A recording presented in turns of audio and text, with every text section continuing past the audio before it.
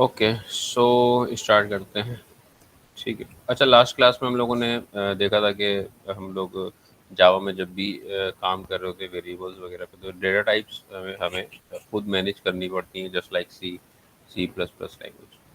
सो data types के साथ हमने मुख्तलिफ वेरिएबल्स वगैरह डिक्लेयर किस तरह करते हैं वो हमने देखा था। थोड़ा सा आज एरेज का सिंटेक्स देख लेते हैं। तो अगर हम एरेज को मैनेज करें तो किस तरह करते हैं। अगेन, जो पीएचपी और पाइथन या जावास्क्रिप्ट बैकग्राउंड से आ रहे हैं, तो उन्हें नॉर्मली यही पता होगा कि एरे जो है वो जो भी डिक्लेयर करते हैं उसको रन टाइम पे उसकी वे लेंथ जो है वो इंक्रीज डिक्रीज होती है।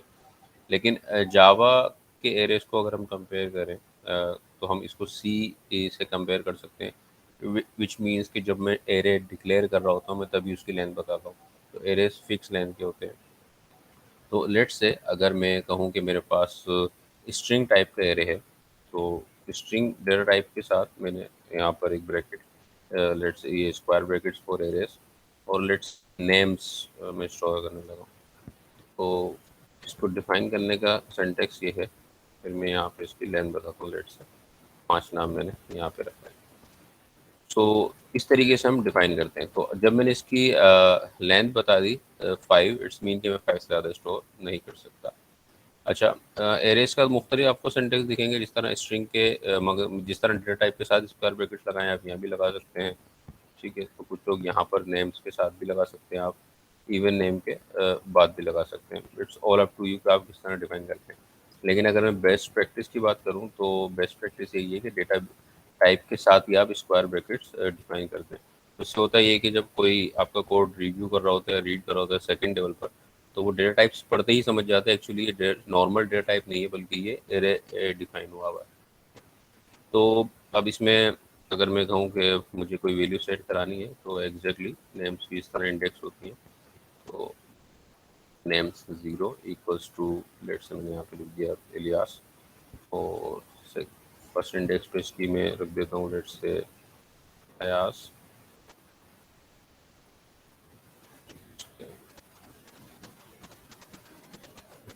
वकास, फैजान, और लेट्स मैंने रख दिया अरसलान।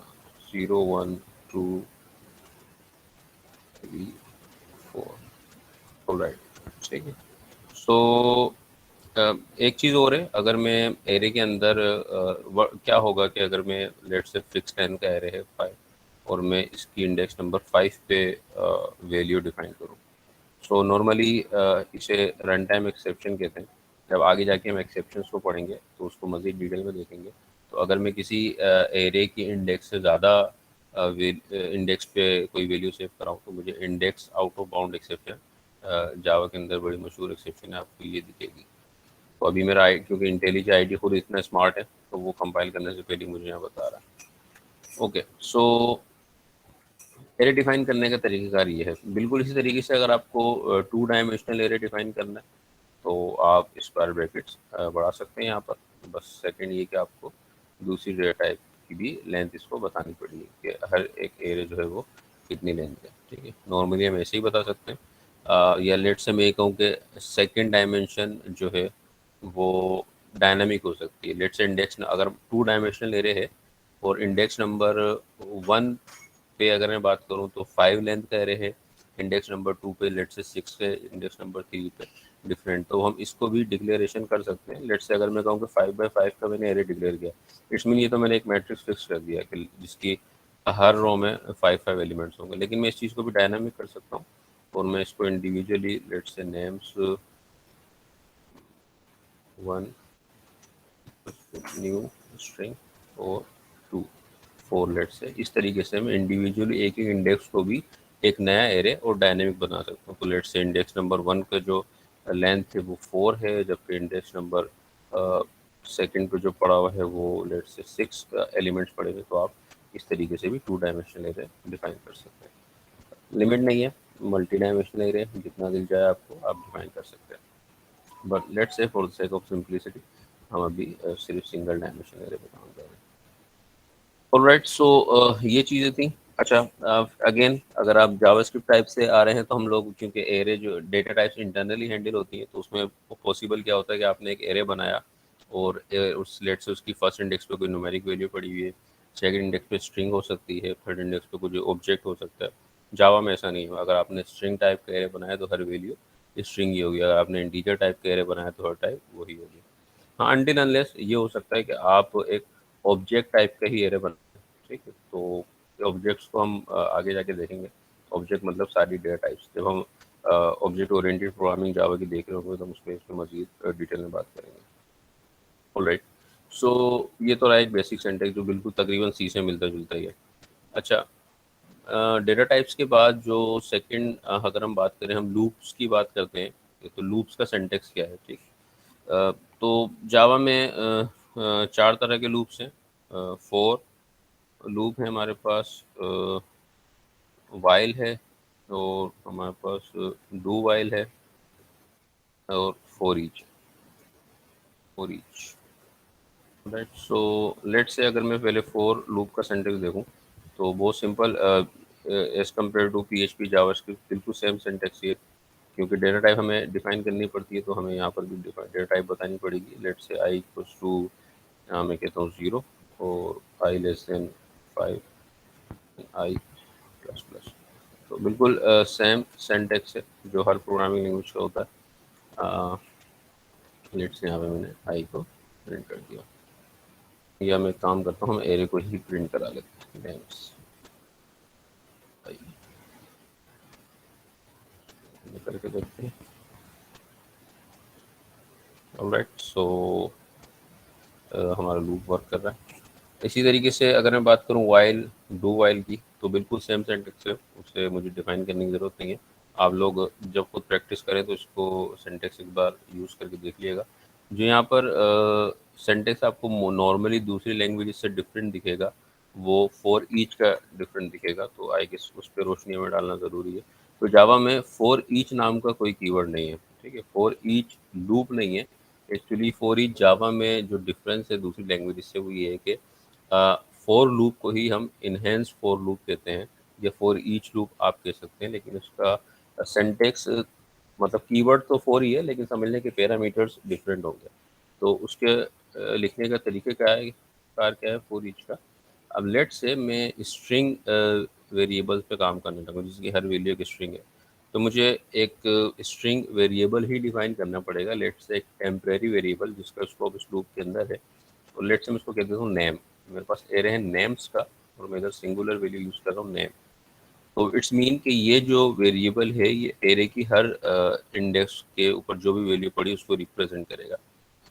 इसके बाद किस एरे के ऊपर मुझे चलाना है, तो लेट से मैं यहाँ पर उस एरे का नाम दे सकता हूँ। ये एक बहुत सिंपल सा सिंटेक्स है फॉर ईच लूप का।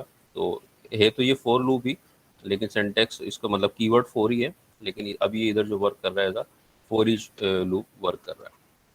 तो इट्स मीन कि जितनी भी एरे की फील्ड हैं ये एक एक के ऊपर इटरेट करेगा और एक एक वैल्यू को उठा के नेम में पुश करता रहेगा। तो लेट से मैं यहाँ पे अगर नेम को प्रिंट करूँ, तो हम लेट से अपना कोड एग्जीक्यूट करते हैं। यप, सो आउटपुट बिल्कुल सेम है। यहाँ तक अगर किसी को कोई सवाल है तो पूछ सकता है। No questions, alright, perfect. अच्छा, फॉर ईच के साथ हम इफ एल्स देख लेते हैं, तो बिल्कुल वही सिंटेक्स है, कोई चेंज नहीं है। यहाँ पर इफ जो है हमारे साथ बूलियन एक्सपेक्ट करता है, और एल्स में हम यहाँ पर वैल्यूज डाल सकते हैं। तो इफ और एल्स का सिंटेक्स भी बिल्कुल सेम है। तो अगर थोड़े से मैं समरी दोबारा कर देता हूँ, तो अगर आप किसी दूसरी प्रोग्रामिंग लैंग्वेज से मूव कर रहे हैं तो पहली चीज़ ये एरे की डेटा टाइप्स डिफाइन करने का तरीका थोड़ा सा मुख्तलिफ है यहाँ पर। अगर आप स्पेशली फ्रॉम स्क्रिप्टिंग लैंग्वेज से आ रहे हैं जस्ट लाइक PHP जावास्क्रिप्ट, तो आपको जो बात ज़हन में रखनी है वो ये है कि एरे की डेटा टाइप सेम रहेगी। तो ये सारे जितने भी एरे के एलिमेंट्स हैं सब में एक ही टाइप की वैल्यू स्टोर होगी जो आपने वेरिएबल डिक्लेयर करते हुए बता दिया है। दूसरी चीज़ जो आपको ज़हन में रखनी है कि फिक्स्ड लेंथ होती है एरे की। जावा का एरे जस्ट लाइक बिल्कुल सी लैंग्वेज फिक्स लेंथ का होता है, ठीक है। PHP वगैरह में जावास्क्रिप्ट में तो हम रन टाइम पे इंक्रीज कर लेते हैं उसकी लेंथ, लेकिन जावा में ऐसा नहीं है। तो इसके अल्टरनेट्स क्या हैं एरेस के, कि अगर मुझे डायनेमिक एरे पे काम करना हो तो हमारे पास पूरे डेटा स्ट्रक्चर के लिए पैकेज है, जावा उसे कलेक्शंस के नाम से जानता है। तो हम लोग ऑब्जेक्ट ओरिएंटेड प्रोग्रामिंग के बाद जो मेन इम्पोर्टेंट टॉपिक होगा वो कलेक्शन ही देख रहे होंगे, उसके ऊपर काम करेंगे। तो जब ज़्यादा क्लियर हो जाएगा तो मीन्स कि अगर मैं एरे की बात कर रहा हूँ, it's mean fix length array. लेकिन अगर मैं बात करूँ कि मेरा एरे डायनामिक लेंथ का हो तो I can say collection API, फिर मुझे जावा की कलेक्शन एपीआई यूज करनी पड़ेंगी। तो उसके अंदर भी वैरायटी ऑफ क्लासेस है हमारे पास कि कौन सी क्लास किस तरह से काम करती है। सो